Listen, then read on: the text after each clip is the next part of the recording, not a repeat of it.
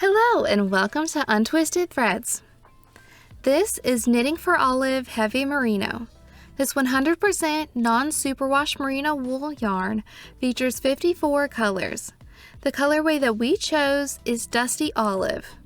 This 50-gram skein with 125 meters works up as a worsted or Aran weight yarn. The suggested gauge on 4.5 millimeter needles is 18 stitches per 30 rows in 4 inches or 10 centimeters. For today's swatch, I will be using a 4 millimeter needle size. In today's video, we're going to review and score Knitting for Olive Heavy Merino using our 5 categories, which are availability, softness, traction, durability, and cost, to help you decide if this is the best yarn for you and your next project. Stay tuned until the end for a few pattern recommendations as well. Let's get started.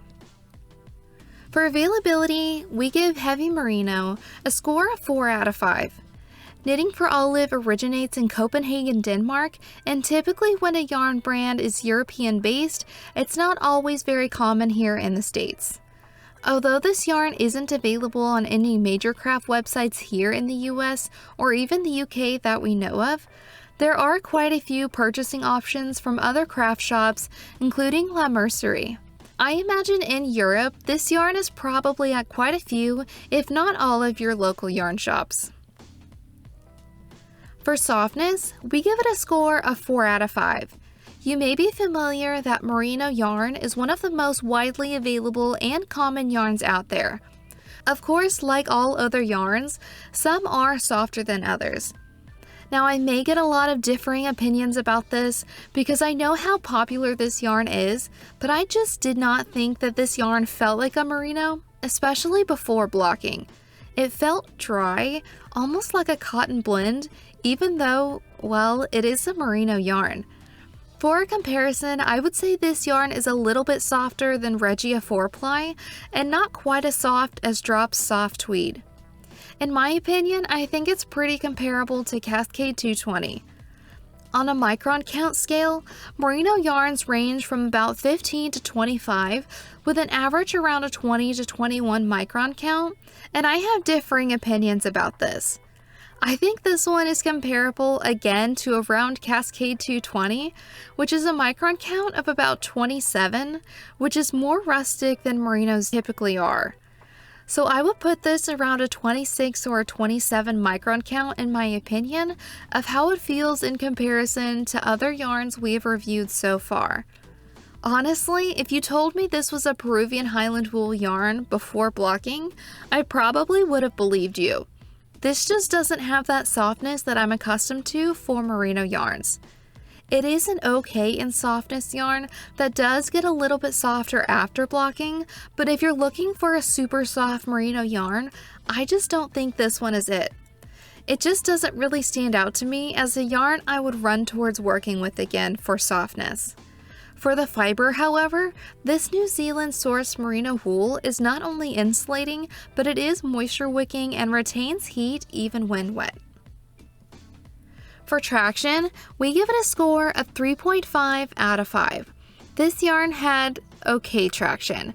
Almost like a cotton or more dry yarn axe, I did notice some drag as I was knitting with my nickel-plated needles. It didn't make me feel like I was working with the merino yarn. As mentioned with softness, this isn't really a soft yarn, so it's just not gliding on my needles like a soft yarn would. Although the fibers are spun a little bit looser, I didn't notice the yarn coming apart, but if you're wanting to crochet with this yarn, I could see how the looser spin of the fibers could become an issue.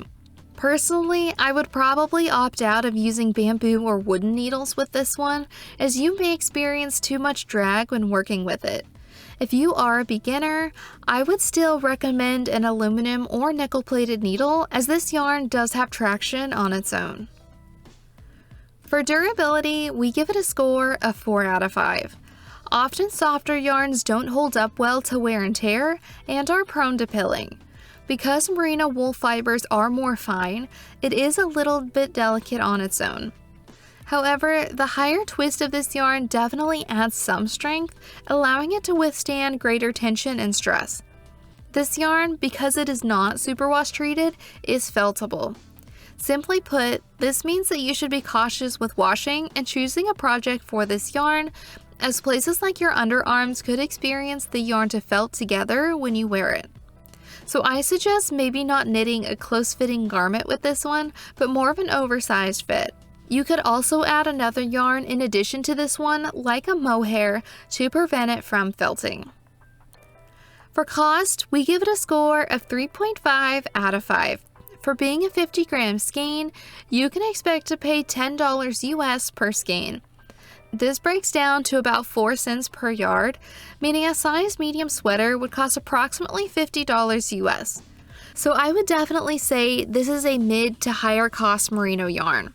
If you're wanting to work with this yarn, I would be certain that it is exactly what you want and are looking for before you purchase an entire sweater quantity.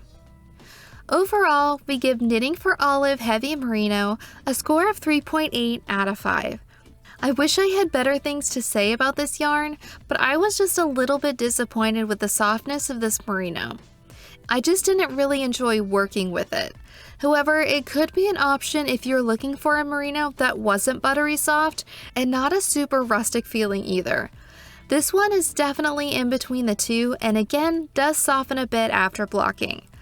I probably won't be reaching to work with this one again because usually if I want to work with a merino yarn, I want it to be soft and squishy.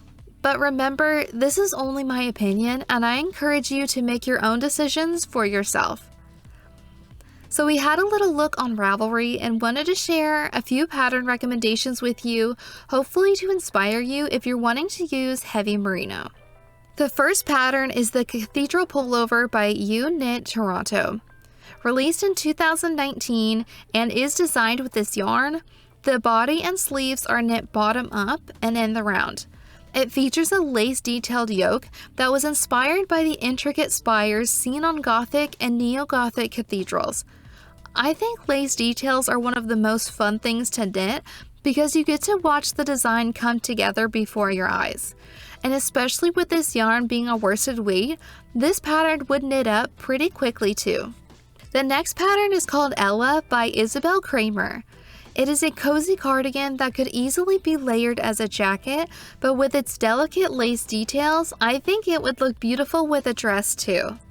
It is knit seamlessly from the top down. Fronts are worked in the lace pattern, while the back is in stockinette. As the front ribbing is built in, there is no finishing required for this one. Stitches for the sleeves are picked up in the round and knit down to the cuffs. I don't think I've ever seen a cardigan shaped like this one from the back of the neck before, but I think it looks really nice. Again, even though this is a worsted weight yarn, the added lace design makes the cardigan overall more airy and lighter weight. The last pattern is a free pattern called the Saturday Shrug by Jackie Rose. It recommends using a worsted and lace weight yarn held together to create a bulky weight yarn. If you're wanting to knit the stripes, it is recommended that you'll use about 300 yards per color.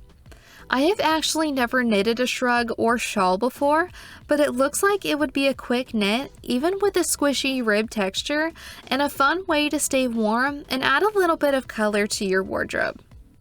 Have you used Knitting for Olive Heavy Merino yarn before? What yarn would you like for us to do a review on next? We would love to hear your thoughts and recommendations in the comments below. If you enjoyed today's review, please give this video a like and subscribe to our channel, and we'll see you next time.